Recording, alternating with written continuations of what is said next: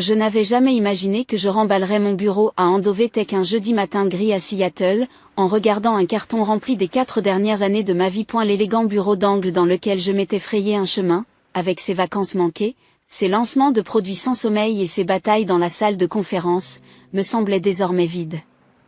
Comme s'il appartenait à quelqu'un d'autre. Vous avez 30 minutes, Clara, dit Benjamin Andover dans l'embrasure de la porte, son parapluie ruisselant sur les sols cirés.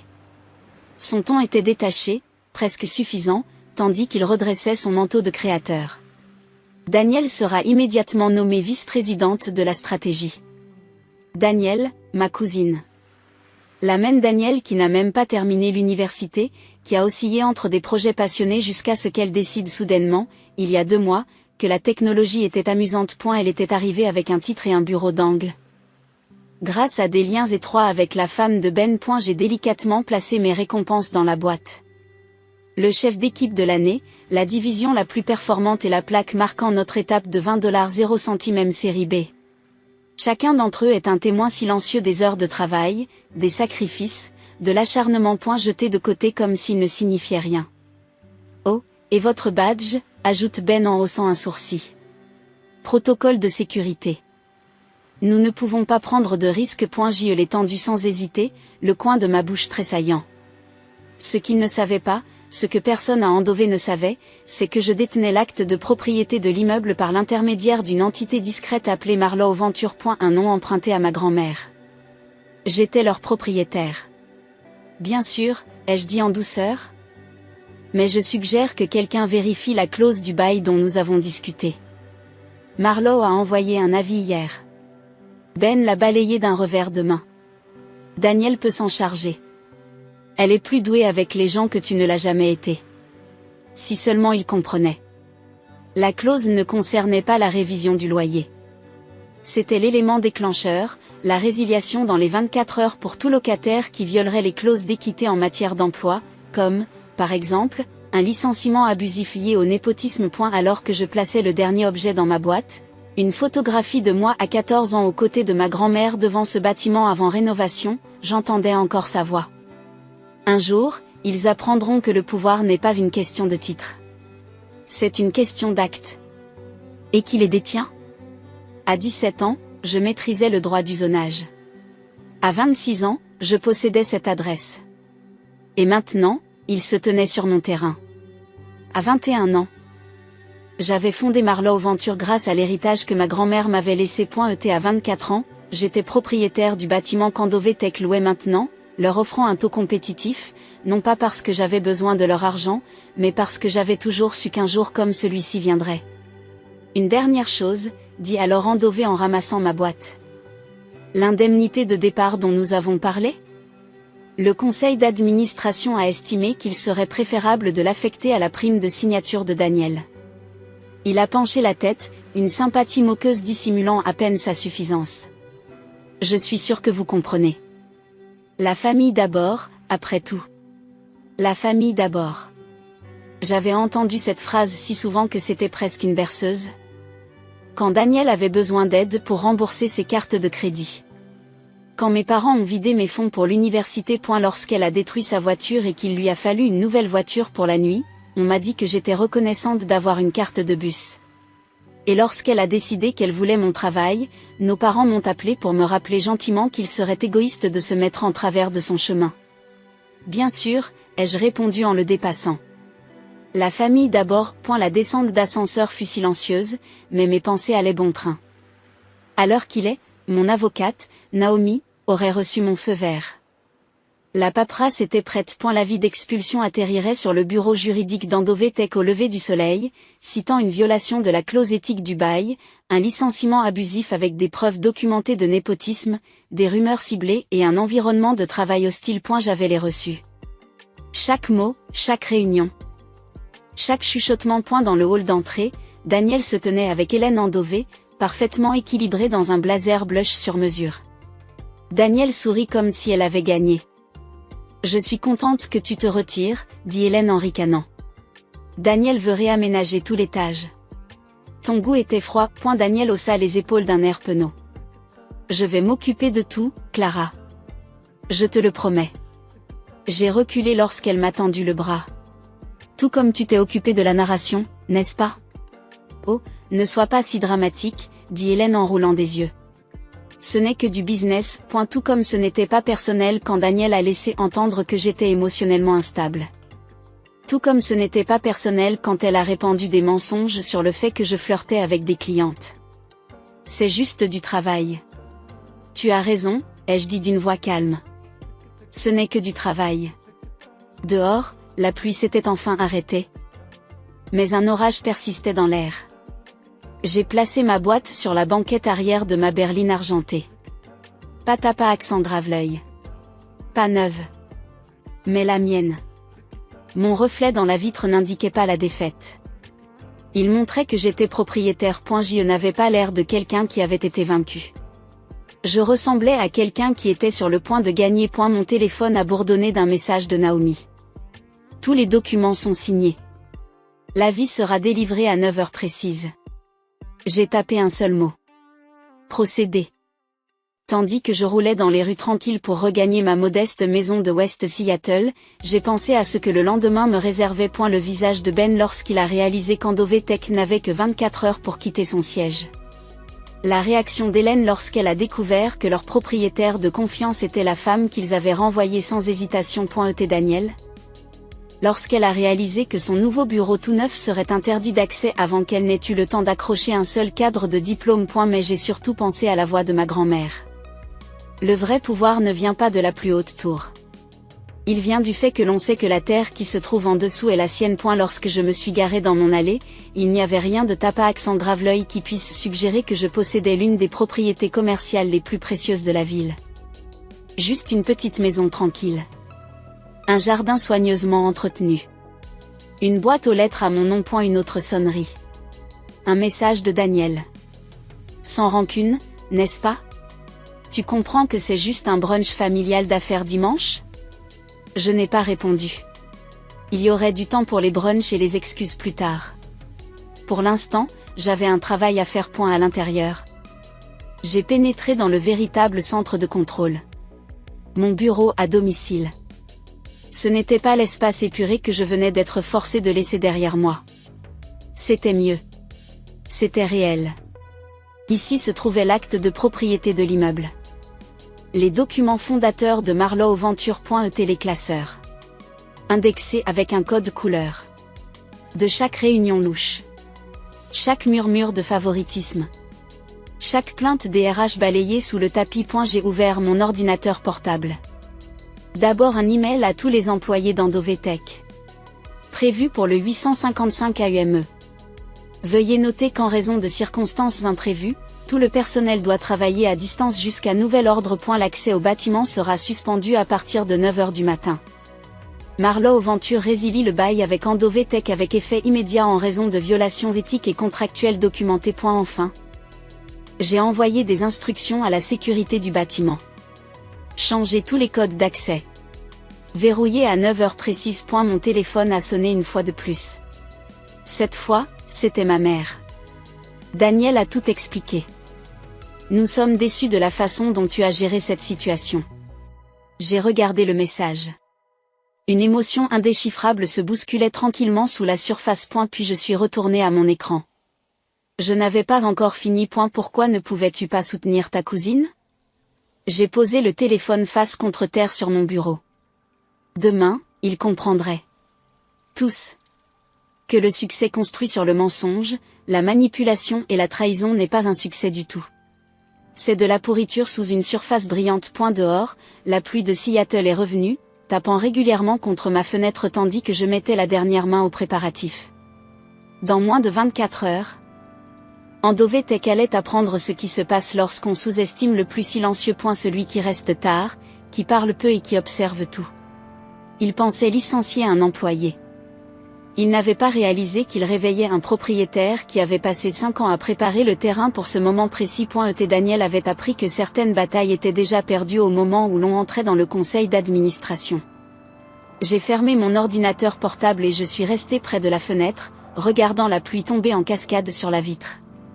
Les prévisions pour demain, orageux, avec 100% de chance de conséquences. À 8h30, je suis en pleine forme. Je me suis garé en face du bâtiment d'Endovetech, un café à la main, et j'ai regardé ce qui se passait. Les employés affluent, discutent, rient, ignorant que leur lieu de travail est à quelques minutes de la fermeture. À 8h45, l'Audi noire et élégante de Ben Andové est arrivée, suivie de la Tesla or rose de Daniel. Bien sûr, une entrée coordonnée. C'est le grand jour. À exactement 9h AM, mon téléphone a sonné. Un flot de notifications. Code d'accès modifié. Entrée scellée. Naomi sur vidéo. Avis d'expulsion signifié à une réceptionniste très confuse. De ma voiture, j'ai vu l'effet d'entraînement. Des employés perplexes devant les portes verrouillées. La sécurité leur fait signe de rentrer. Des groupes se forment. Des téléphones sortis. Et puis, le crescendo. Ben est sorti en trombe, l'avis d'expulsion à la main, le visage sombre d'incrédulité. Il a crié dans son téléphone, aboyant des ordres qui n'étaient plus d'actualité. Tout manquement à l'éthique de la gouvernance d'entreprise, y compris les licenciements abusifs, le népotisme et la diffamation sur le lieu de travail, constituent un motif immédiat de résiliation du bail. Voulez-vous examiner les documents relatifs à mon licenciement d'hier ? Daniel s'est avancé. L'assurance disparaissant de son visage. C'est de la vengeance. Vous êtes juste amer que j'ai pris votre travail. Pris mon travail ? Je laisse échapper un rire sec. Daniel, tu n'as rien pris du tout. Tu as été de connivence avec Hélène pour faire courir des rumeurs sur moi. Tu as fabriqué des plaintes. Tu as convaincu mes parents de me culpabiliser pour que je me retire. Tu as empoché mon indemnité de départ. J'ai fait un signe vers le bâtiment derrière eux. Et maintenant ? Vous avez tout perdu. Pas de bureau, pas de titre, pas d'adresse de société. Hélène a joué des coudes pour se frayer un chemin dans la foule, son calme poli s'effilochant. Ben a dit quelque chose. Elle ne peut pas faire ça. Mais Ben était déjà au téléphone, probablement avec son équipe juridique, et en regardant ses expressions se synchroniser avec chaque mot. J'ai su qu'il confirmait ce que je savais déjà. L'expulsion était inattaquable. Marlowe Venture avait tous les droits pour l'appliquer. 24 heures, annonçai-je, ma voix portant sur la foule qui murmurait. C'est le temps dont dispose Endovetech pour quitter le bâtiment. Tout ce qui sera laissé sur place sera considéré comme abandonné. La voix de Ben se brise. Vous attendez de nous que nous déménagions une entreprise entière en 24 heures ? Nous avons des contrats, clients. Le même temps que vous m'avez donné pour vider mon bureau, ai-je répondu. Rien de personnel, vous vous souvenez ? Rien de personnel, vous vous souvenez ? Juste des affaires. Daniel m'a attrapé le bras, les yeux écarquillés et vitreux. Tu ne peux pas me faire ça. Clara, je suis ta famille. J'ai doucement retiré sa main. J'ai doucement retiré sa main. Et tu as toujours dit que la famille passait avant tout. Alors c'est ce que je fais. Je protège ma vraie famille. Marlowe Venture. Les os sont sortis. Les gens enregistraient. Je m'en fichais. J'attendais ce moment depuis 5 ans. Oh, et une dernière chose, ai-je ajouté en sortant un deuxième document de mon dossier. Il s'agit d'un avis formel d'action en justice contre Endovetech pour diffamation, discrimination sur le lieu de travail et licenciement abusif. Ben s'est précipité vers moi, la fureur déformant son visage. Mais Hélène l'a retenu. Tu vas le regretter, a-t-il grogné. Je t'enterrerai dans un procès. J'ai souri. Je vous verrai au tribunal.